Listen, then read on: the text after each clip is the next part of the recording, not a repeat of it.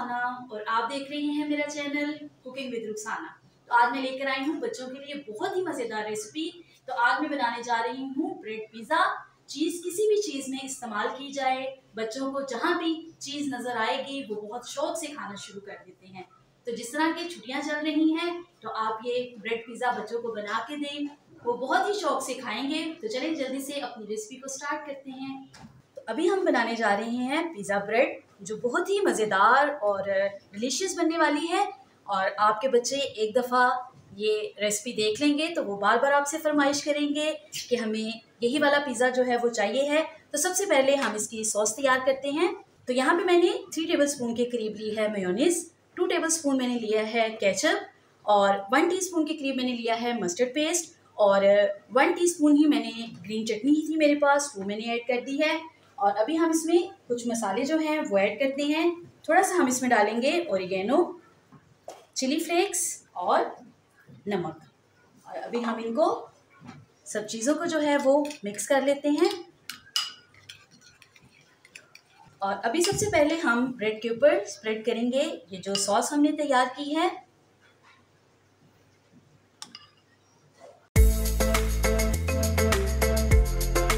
Sauce हमने यहाँ पे लगा दी है। अभी सबसे पहले हम इस पे थोड़ी थोड़ी सी मोज़रेला चीज़ जो है वो इस तरह से स्प्रिंकल कर देते हैं। और यहाँ पे मैंने कुछ वेजिटेबल्स ली हैं। यहाँ पे मेरे पास शिमला मिर्च है, प्याज है, टमाटर है और यहाँ पे मैंने ऑलिव्स लिए हैं।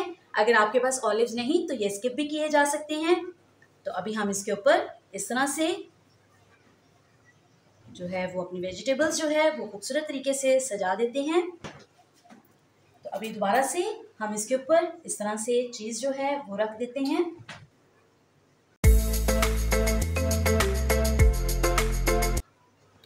तो अभी हम इसके ऊपर रखेंगे ऑलिव्स। यहाँ पे मेरे पास कुछ मिंट लीव थे, मैंने वो भी इसके ऊपर लगा दी हैं खुशबू के लिए।